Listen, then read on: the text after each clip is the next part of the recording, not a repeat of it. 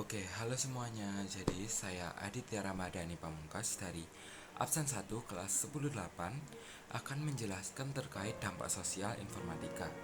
Nah, bahasan kali ini mencakup sejarah komputer, selanjutnya adalah hal-hal yang harus dihindari di dunia maya, dampak positif dan negatif dari aspek ekonomi, undang-undang ITE, dan dampak sosial dari sisi positif maupun sisi negatif di bidang informatika. Jadi jangan lupa saksikan ya teman-teman, let's go. Yang pertama adalah pembahasan terkait sejarah perkembangan komputer. Nah, komputer mempunyai beberapa generasi. Generasi pertama tahun 1946 diciptakan menggunakan tabung vakum. Nah, tabung vakum ini ternyata mudah panas dan butuh listrik besar untuk dilakukan penggunaannya. Generasi kedua dibuat setelah ditemukan transistor.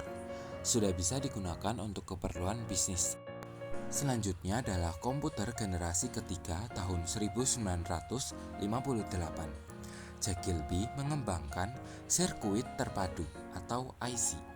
Pada masa ini, ilmuwan berhasil memasukkan banyak komponen elektronik dalam satu chip yang disebut semi. Tidak kalah menarik adalah komputer generasi keempat. Tujuan pada masa ini adalah mengecilkan ukuran sirkuit dan komponen elektronik. Large Scale Integration atau LSI solusinya. Bukan FSLI ya teman-teman, tapi VLSI. Akhirnya masuk pada komputer generasi 5 sampai zaman sekarang ini.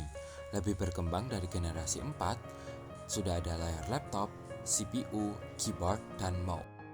Oke, nah setelah saya menjelaskan terkait perkembangan sejarah komputer dari generasi pertama hingga generasi kelima, saya akan menjelaskan terkait dampak positif aspek ekonomi dari bidang informatika. Nah, yang pertama ini mempermudah kegiatan promosi dan pemasaran. Selanjutnya mempermudah transaksi, menekan biaya produksi, meningkatkan layanan masyarakat, membuka lapangan kerja, dan pertumbuhan ekonomi. Nah, selanjutnya untuk dampak negatif sendiri ada adanya cybercrime, adanya persaingan usaha menjadi tidak sehat, ada resistensi konsumen, dan lapangan pekerjaan berkurang.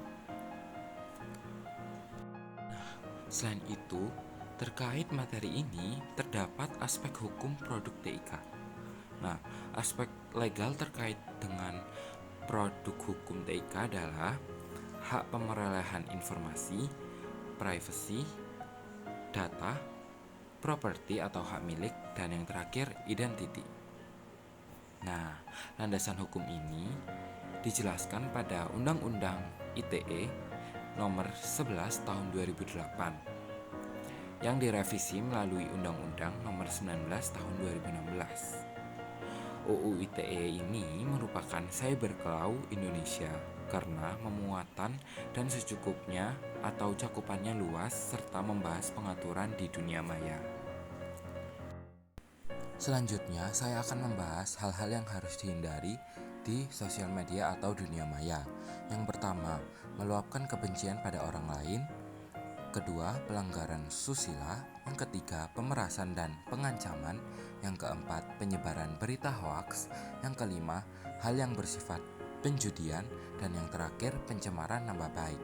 Nah, tetapi banyak juga yang harus dihindari ya teman-teman. Ini sebagai contoh saja.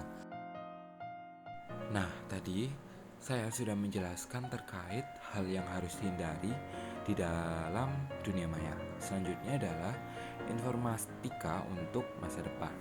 Nah, semakin canggih aplikasi atau sistem informasi, tentu tidak lepas dari perkembangan ilmu informatika, terutama implementasi revolusi industri 4.0 yang berpilar pada big data, artificial intelligence atau AI, Internet of Things atau IoT, and then technical assistance.